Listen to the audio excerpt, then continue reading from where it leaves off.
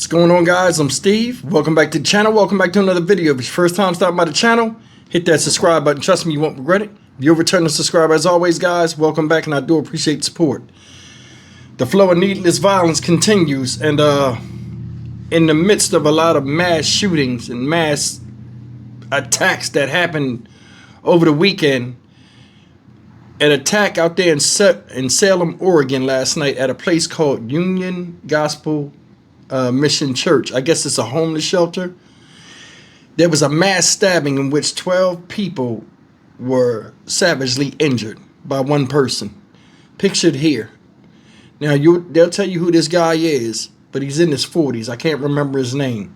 But let me show you what they got so far. This was overshadowed because of the Colorado terror attack out there.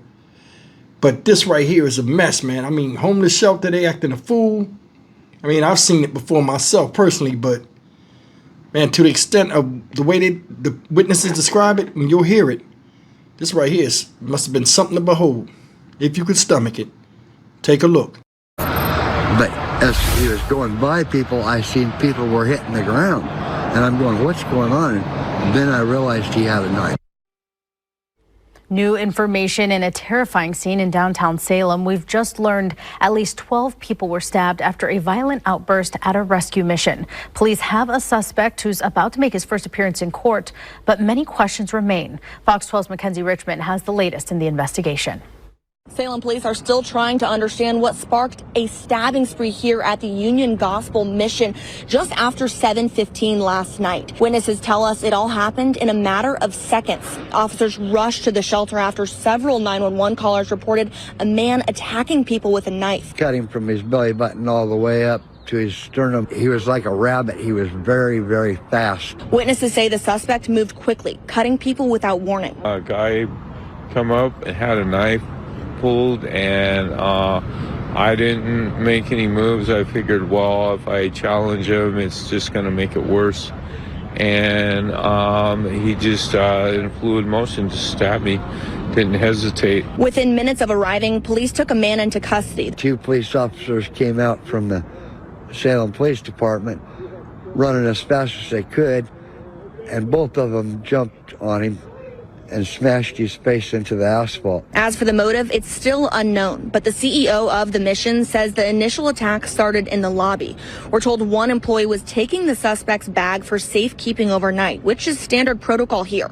And that's when the suspect pulled out a knife and started stabbing. Among those hurt, at least 2 mission employees, including one in critical condition. One of my guys is in the hospital in very critical condition. Another one is in a room upstairs in the hospital with multiple stab wounds.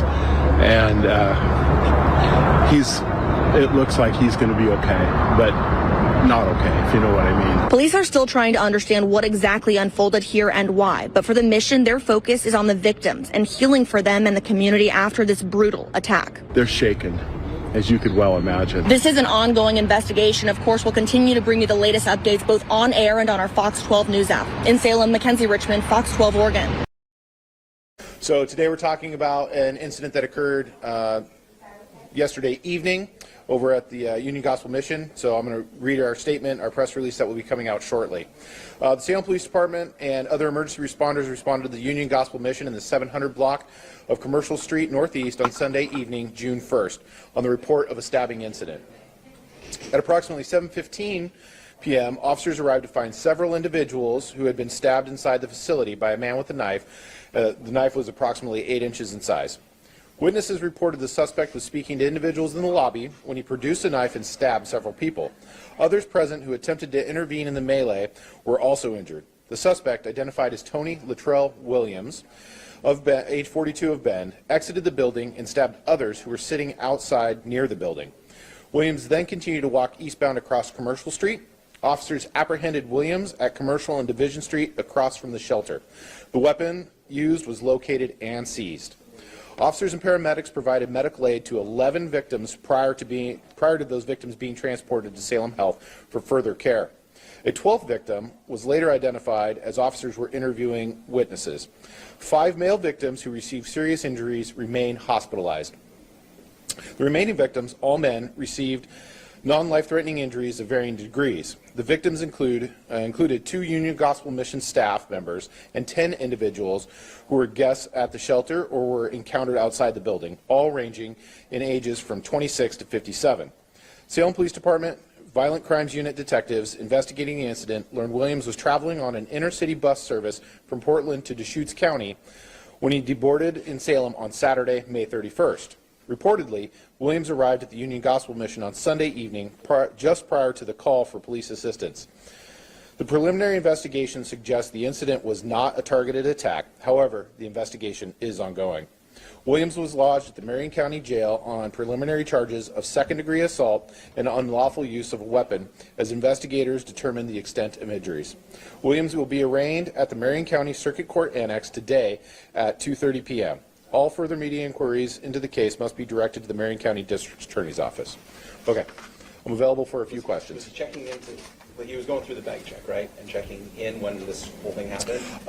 That I'm not exactly sure what process had been going on. I believe that he had been near or in the facility for other parts of the day. So exactly what their process is, I can't quite speak to. You mentioned 5 men are still in the hospital, or what condition are they in? Are they in critical condition? Our initial assessment from medics was critical. We haven't had an update. They usually update at various times throughout the day. Okay. We saw a video of him or somebody being arrested on the ground. Yeah. Is that was the suspect? Yes, that was okay. Mr. Williams being taken into custody. Go okay up to that point, or was he batted with police as well? My understanding is as soon as police vehicles were just a few blocks away. As soon as they arrived, they spotted Mr. Williams, and as soon as they went to approach him, he surrendered to the officers. In video that was recorded of the arrest, there were other people that were trying to assault the suspect. Was the suspect hurt at all in this arrest at all? He did not receive any medical treatment, so as far as any other injuries, I'm not quite sure. And then there are rumors that he's possibly from some homeless camps in Redmond. Can you speak to those at all? This is still really early into this investigation, so we have to, part of our investigation will be to kind of get a fuller picture of who Mr. Williams is. We don't lie. At this point, we don't have any real information onto that. This is still pretty preliminary. Has he been cooperating with police? That I can't speak to. Now that it's with the district attorney's hands, things like that are we're not really supposed to speak to. You said assault and unlawful use of a weapon. Mm-hmm. Are we expecting like 12 of those charges each? That will be kind of determined as we continue on. So because we took him into custody so quickly, we have the pace of an investigation kind of speeds up. So we can have preliminary charges, and then as the case is further investigated, the DA can make those determinations at a later time. Have there been incidents there in the past, and is there any increased security or resources for the UGM staff? We routinely respond over there, but nothing to this magnitude, obviously. And security for the UGM, I'd have to let Mr. Smith speak to that.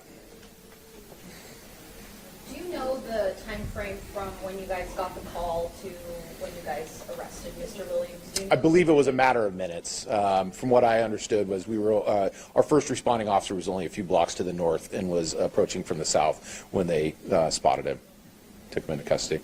I also want to give a big shout out to our fire and medics. They arrived and performed immediate life-saving measures that was, along with our officers.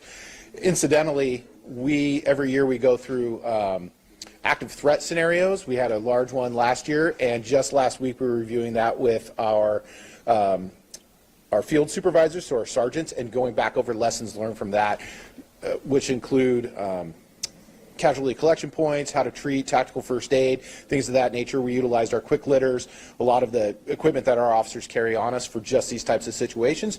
Usually the scenarios are based on firearms, but in this case a knife attack is very similar to what we train for these types of mass casualty incidents, and coordinate and work with our fire department as well for response and how to treat wounded and render aid to everybody. And going back to the knife, you said that it was found, you already found it. Was he holding it at the time, or what was that at? We seized it shortly thereafter. So I can't really say to that at the moment. So. Were there incidents in the building and outside the building? Yes.